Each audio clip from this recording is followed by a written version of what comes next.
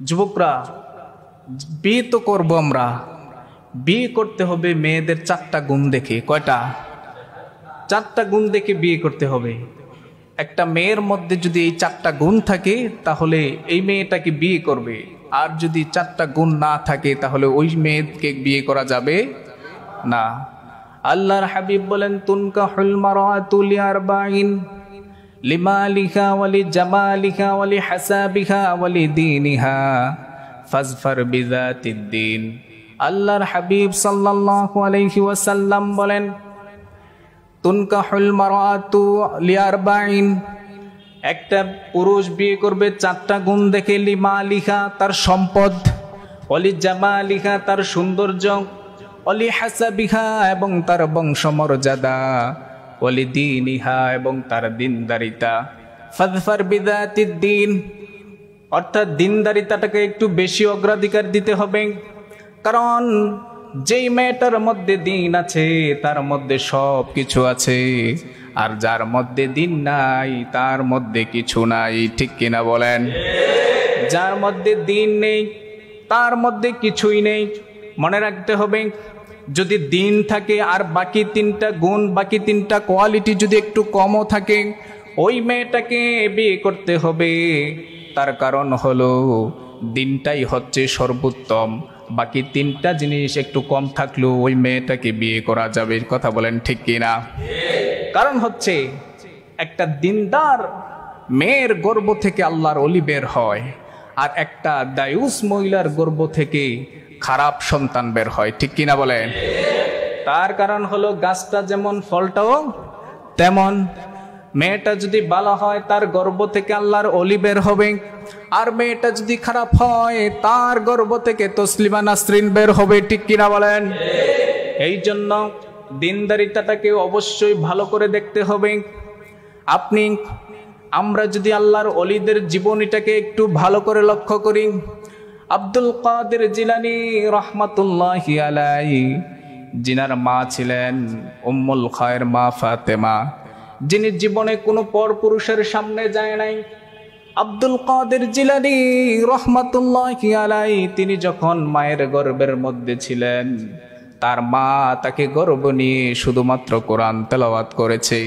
আবার আব্দুল কাদের জিলানী দুনিয়াতে আসার পরে তিনাকে যখন তার মা বুকের দুধ পান করাইতেন, তখন আব্দুল কাদের জিলানী মায়ের বুকে দুধ পান করত, আর তার মা মিন মিন করে কোরআন পাঠ করত। কোন সুবহানাল্লাহ।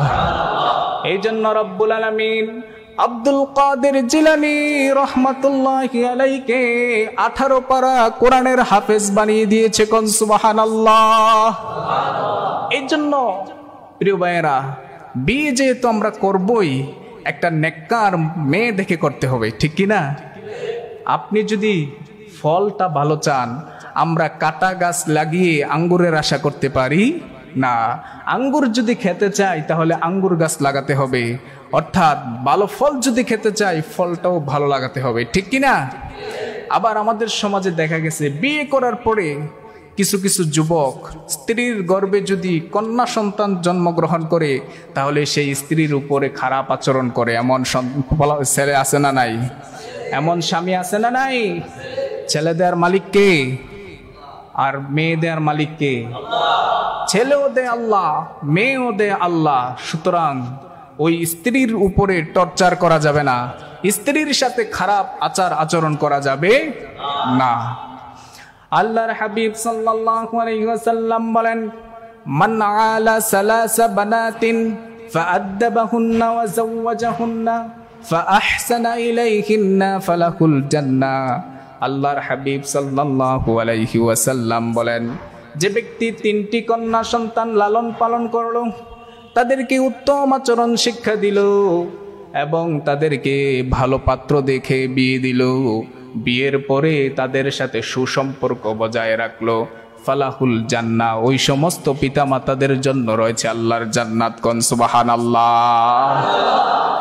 এজন্য আমাদের সমাজে দেখা যাচ্ছে যে কন্যা সন্তানদেরকে দাম দেয়া হয় না, কন্যা সন্তানদেরকে ইজ্জত দেয়া হয় না। আজ থেকে 1400 বছর পূর্বে রাসূল করিম সাল্লাল্লাহু আলাইহি ওয়াসাল্লাম মহিলাদেরকে সম্মান দিয়েছে, কোন সুবহানাল্লাহ। এজন্য কন্যা সন্তান জন্মগ্রহণ করলেই বউ পিটানো যাবে না, ঠিক কি না? বউয়ের উপরে খারাপ আচরণ করা যাবে না, বউয়ের উপরে নির্যাতন করা যাবে না, কারণ কন্যা সন্তান দেয় একমাত্র আল্লাহ। কথা বলেন ঠিক কি না?